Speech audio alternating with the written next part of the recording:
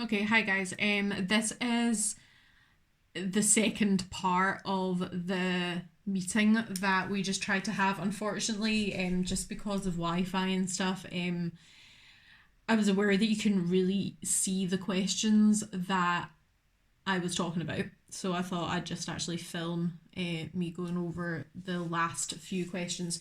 So these are all old past paper questions, and they're all like extended response ones, so they more or less aren't multiple choice ones. So I just wanted to remind you about the shared drive. So if you go on to just your drives and then click the move my laptop a little bit, shared drives here, there is a higher physics folder for you. There's loads of stuff on it at the moment. I don't need you to worry about most of it. The tutorials are on there. Okay, so the tutorials I've been setting you.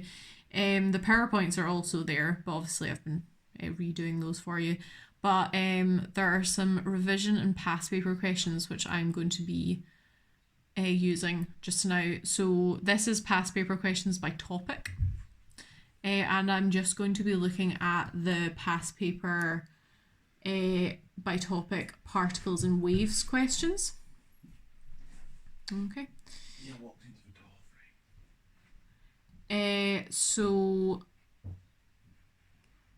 So I was starting off with question 1 on the interference. So if you scroll through this, it's in topics, so this is just like multiple choice questions here, and then there's a little section on the standard model. We haven't done that yet. There's forces on charged particles. Again, we haven't done that yet. Then I believe it's nuclear reactions, which again we haven't done. But if you keep scrolling, you'll finally get to, we haven't done wave particle duality yet either. Next bit, yeah, interference and diffraction, which we have done. Okay, so I wanted to look at question 1. Hopefully you'll be able to see that a lot better than when I was trying to show you on paper.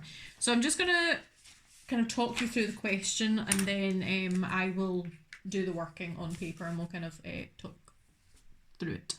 So it says, a student is carrying out an experiment to investigate the interference of sound waves, and she sets up the following apparatus. So we have a loudspeaker here, another loudspeaker there, and we have a microphone at X. It says the microphone is initially placed at point X, which is the same distance from each of the loudspeakers. A maximum is detected at X. We should expect that because at X the path difference is 0, so that is the 0 order maximum.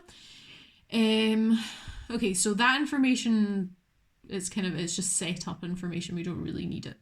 So it says the microphone is now moved to the first minimum at Y. Calculate the wavelength of the sound waves. Okay, so let's focus on that. I'm going to just quickly draw in the basic information here. Okay, so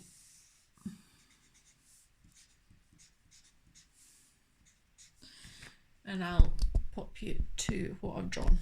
Okay, so we have one of the paths is 1.8 meters and the other path is 2.14 meters, and Y is at a minimum. Okay, so first off we need to work out, first off we're trying to work out the wavelength of the waves. Okay, and Y is the first order minimum. Now this is where it gets a little bit confusing with these questions. A first order minimum, M is equal to 0. Okay, at a first order maximum, M is equal to 1. Okay, but a first order minimum, M is equal to 0. And a second order minimum, M is equal to 1, etc. Okay, and the path difference is just going to be the difference in these two values. So 2.14 take away 1.8, which is 0.34 meters. Okay, so we have all the information here. So now we just need to pop it into an equation. So if it's a minimum, okay, our equation is path difference is equal to m plus a half wavelength. Okay, so that is on your formula sheets here. So path difference is equal to an m plus a half wavelength, and that is if it's a minimum. Okay, so we just pop in what we know. So 0.34 is equal to a half times wavelength because m is equal to 0. Okay, so then we can just rearrange that. It would actually be easier if I put 0.5 there. Put 0.5 there. So it's going to be 0.34 divided by 0.5. Okay, and if we pop that in our calculator, oh, I've already put the equal sign, sorry, we get 0.68 meters. Okay, so that is our wavelength of our waves. Okay, so back to the question. We need to have a wee look at part B now. Okay, so part B says that, oh, here we go. Part B, it says that loudspeaker 1 is now disconnected. What happens to the amplitude of the sound detected at microphone Y? Okay, I'm just going to talk you through this one rather than writing it down. So Y currently is a minimum. Okay, so there's quite quiet sound. And if it was a perfect world, there would be no sound. The sound would cancel out entirely. So it says loudspeaker 1 is now disconnected. What happens to the amplitude of the sound? Well, the sound is actually going to increase. It's going to get louder because if loudspeaker 1 is disconnected, there's no longer destructive interference happening. There's no interference happening if one of the loudspeakers is disconnected. Okay, so there will no longer be destructive interference at Y, therefore there'll just be normal sound at Y now. Okay, so the proper shorter answer there would be the sound at Y would increase because there is no longer destructive interference happening. Okay, so that is one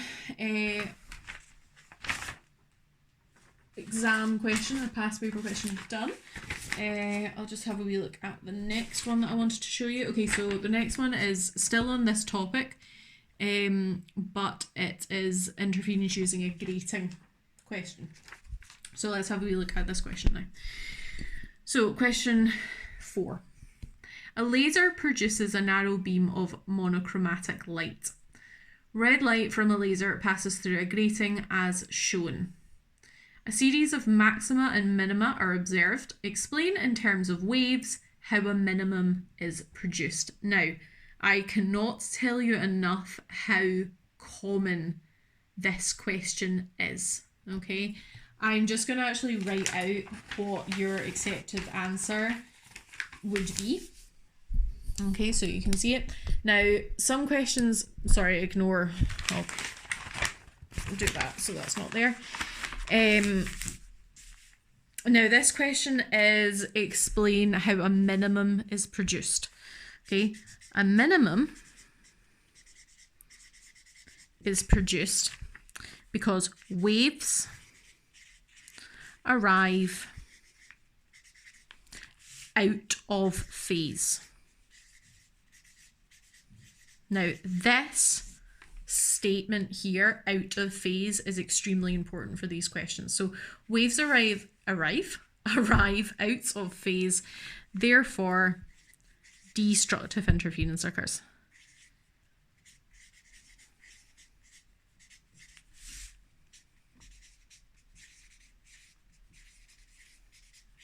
Okay, so that is the answer that you would be expected to give if it was asking for a minimum. So at a minimum, waves arrive out of phase, therefore destructive interference happens. Remember, out of phase is when you have a wave 1, meeting a wave like that. Okay, so a crest of a wave meets a trough of another wave and just cancels each other out. Okay, so you could also say waves arrive out of phase crest to trough or something like that. You can say that, but remember that's what out of phase is. You also might be asked what happens at a maximum. It's more or less the opposite. At a maximum, waves arrive. Oops. Arrive in phase, and therefore constructive interference happens.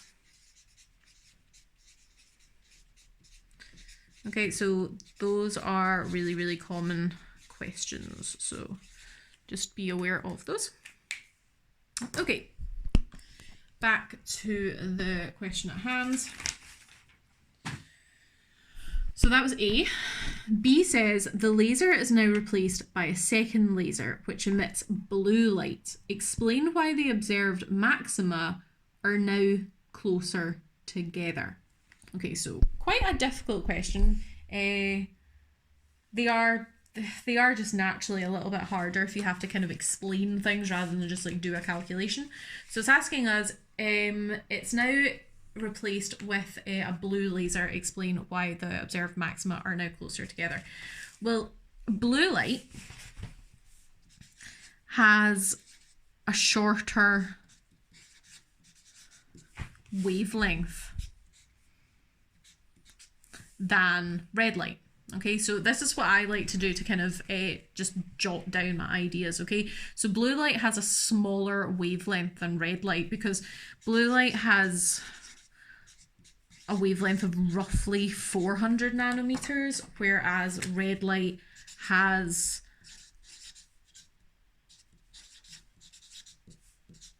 a wavelength of around 700, sorry, just put meters, nope.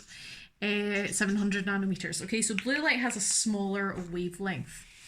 Okay, so if we look at our formula to do with interference using a grating, remember it is different if it's using a grating. It's m lambda is equal to d sine theta. So m, we're not saying that m is changing. M is just remaining constant here. So m's not changing. Wavelength is getting smaller. D's not changing, okay, because we're not changing the actual grating, we're only changing the type of laser. So therefore, to make this equal, something else needs to change. If D's not changing, theta must change. Theta must get smaller to make this equation still equal to each other. So that's why the observed maxima are closer together, because your angle in here, theta, is getting smaller. So if theta is getting smaller, if theta is getting smaller, then these order maximas will get closer together. Okay, I hope that makes sense. Those are quite tricky questions. Okay, I think we've got a calculation now. So C, the wavelength of the blue light from the second laser is 4.73 times 10 to the negative 7 meters. The spacing between the lines on the grating is 2 times 10 to the negative 6 meters. Calculate the angle between the central maximum and the second order maximum. So obviously you would have that information in front of you when you were doing this. I'll just write down everything that we were told. So we were told that the wavelength of the blue light is 4.73 times 10 to the negative 7 meters. I hope we're all still doing this, writing down everything we know on the left hand side. It just makes such a difference, especially at higher, okay, just having all this information down. It says that the spacing between the lines on the grating is 2 times 10 to the negative 6. And it's saying that we're to work out the angle between the central maximum and the second order maximum, so m is equal to 2. So that's everything we know. So we have our equation here. We just pop everything in. So 2 times 4.73 times 10 to the negative 7 is equal to 2 times 10 to the negative 6 times sine theta. Now, there's a couple of different ways you can do this, rearranging it. I'm just going to multiply, oops, can't see it. I'm going to multiply these two things together first. So 2 times 4.73 times 10 to the negative 7 is 9.46 times 10 to the negative 7 is equal to 2 times 10 to the negative 6 times sine theta. Sorry, I realise you can't see all of that. There we go. Okay, and then you just rearrange it. Okay, so 2 times 10 to the negative 6 is timesed on this side, so if you bring it over here, it's going to be divided.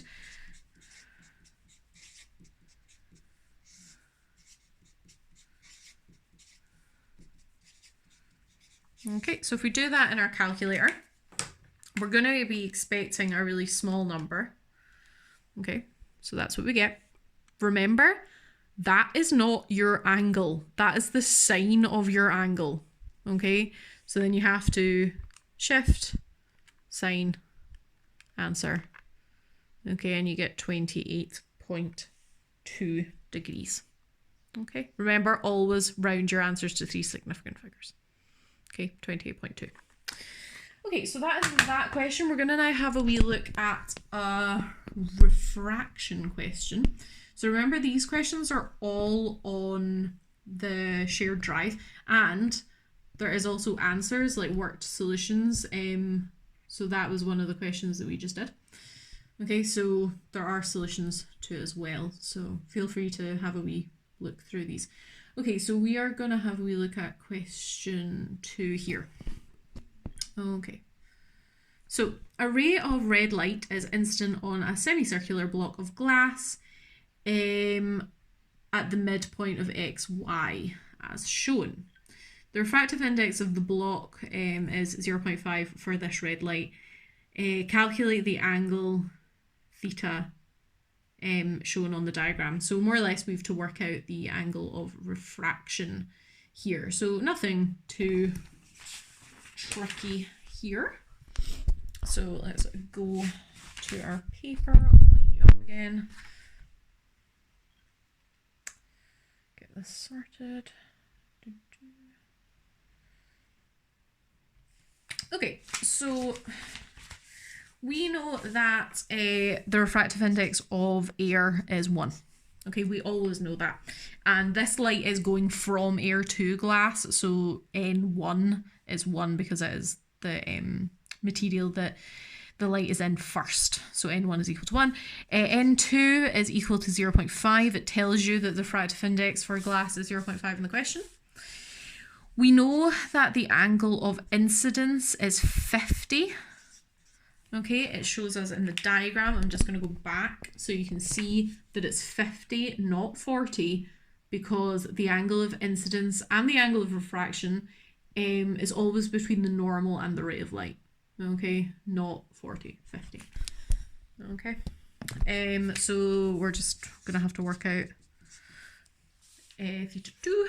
So N2 over N1 is equal to sine theta 1 over sine theta 2. Remember that this form of the formula is not on your formula sheet, but I do want you to use it because, as I said before, it always works, this form of it. I don't know why I just wrote that. That should be 50. Yeah, so I really do encourage you to use it. I quite like using cross multiplication when I have a problem like this. So that means you multiply these two together and that will be equal to these two multiplied together. So 1.5 times sine theta 2 is going to be equal to 1 times sine 50, which is obviously just sine 50. Oops.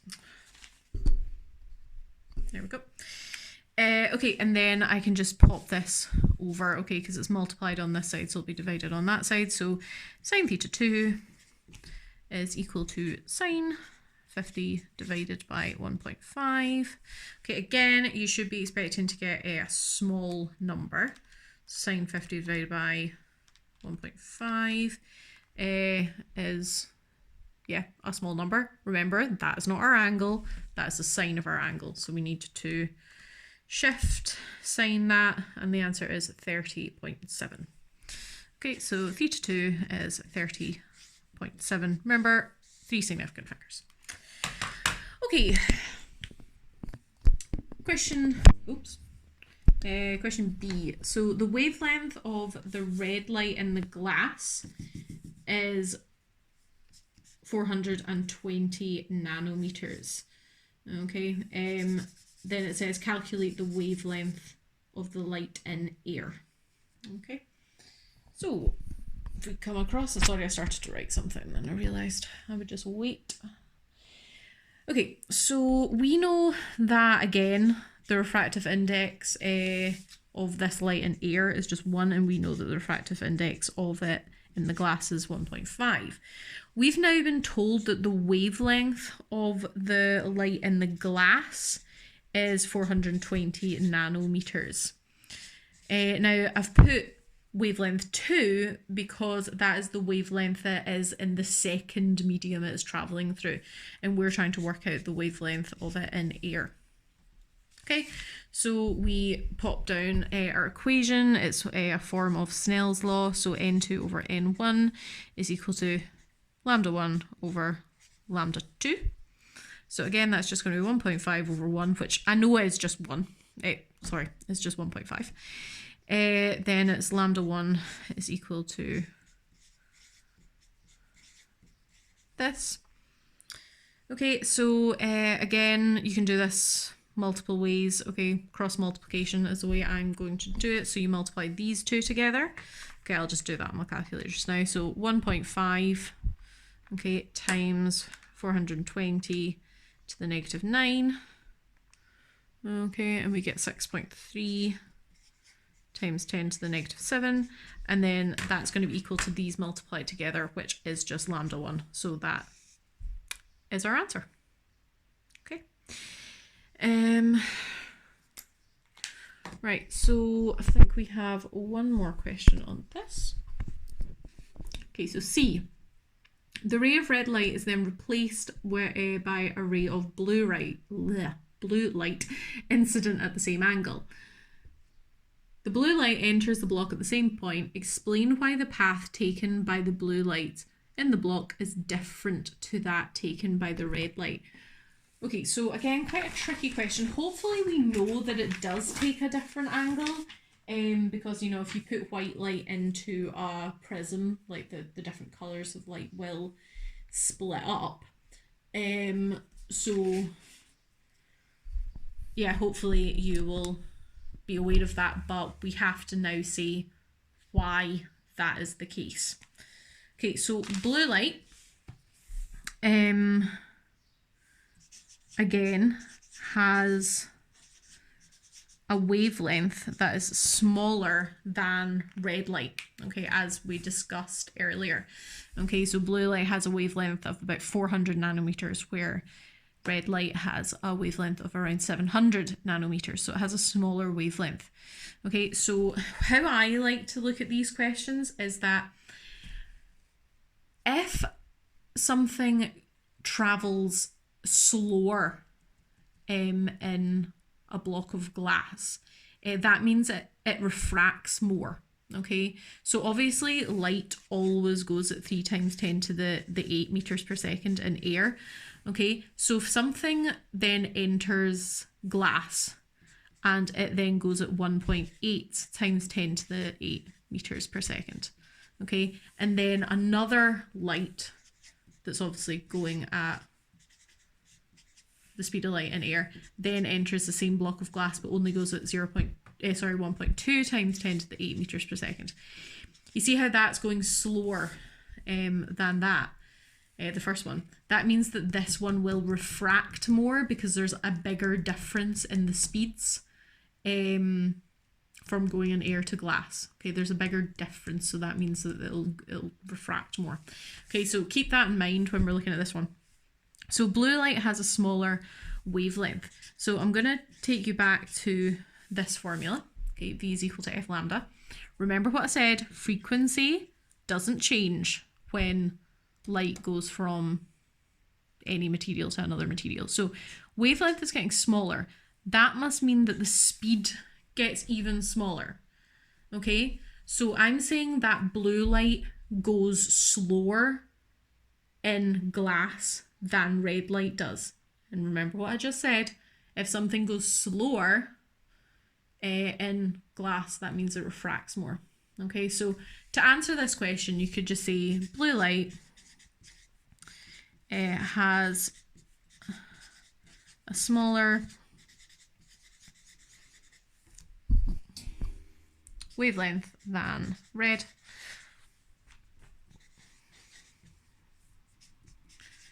Therefore, travels slower in glass, and you could just put V is equal to F lambda to show that you understand where that comes from, and just put therefore refracts more. Okay. Okay, we have one more question. I do realise this is quite a long video, but I think it's worth going over. Okay, we have an irradiance question, so I'll just scroll so we're on the right bit.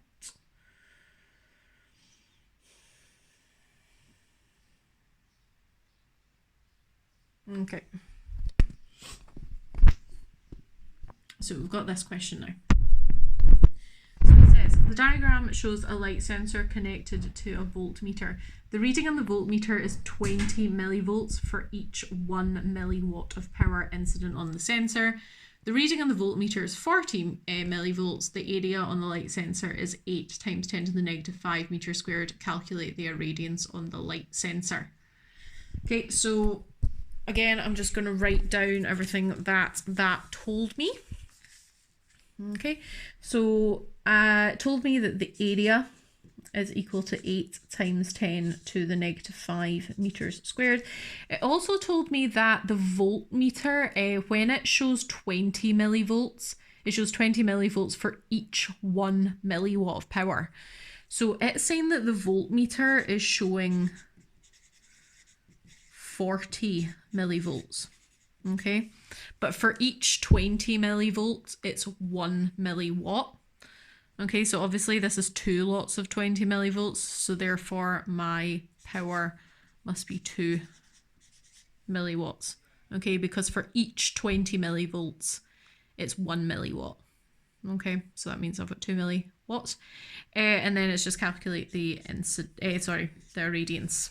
Okay, so just simply our irradiance formula, which remember you should be using your equation sheet, so that's just there. I is equal to P over A. So I is equal to P over A. So 2 times 10 to the negative 3 watts is equal to 8 times 10 to the negative 5. Sorry, divided by 8 times 10 to the negative 5. Okay, and that gives us 25 watts per meter squared. Okay, if you ever forget what the units for irradiance are, just think about what the units for power and area are. So the units for power are watts, and the units for area are meters squared. So your units for irradiance is just watts per meter squared. Just a good way of remembering it. Okay, last one, guys. We're nearly there. Okay. B. Now, this is a really common question. That's why I really wanted to go through it. Or questions like this are really common. So it says, the small lamp is replaced by a different source of light. The results show how the irradiance varies with distance. Can this new source of light be considered a point light source? Okay. Now, remember... Actually, I'll write this information down on my sheet first. Okay, so distance in meters, we've got 0.5, 0.7 and 0.9. We've got irradiance as 1.1, 0.8 and 0.6. Now, as I was saying, remember, if it's a point light source, then it will follow this law. Okay, the inverse square law. Okay, it will follow this law. If it's not a point light source, it will not follow this law. Okay, so we just need to prove whether it does or doesn't follow this law. So we're more or less using all of this information and using this equation. So for the first set of information, we're going to do K is equal to I times D squared. So that's going to be 1.1 times 0.5 squared Okay, and then for the second lot of information, we're just going to do exactly the same. So that's this. So the irradiance 0.8 times 0.7 squared. And for the last bit of information, you need to show all of this, by the way. You absolutely need to show all of this.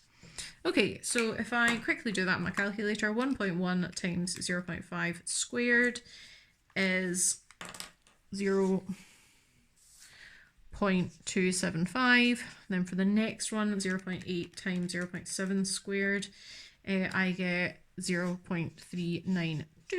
And then for the last one, 0.6 times 0.9 squared, I get 0.486. Therefore, this is not a point source because my constants are, well, they're not constant, they change. Okay, if this was a point light source, all of these pieces of information would be the same. Okay, again, I do apologise that this was a long one, but I really hope that you find this useful. Okay, remember that you have these questions available to you on the shared drive.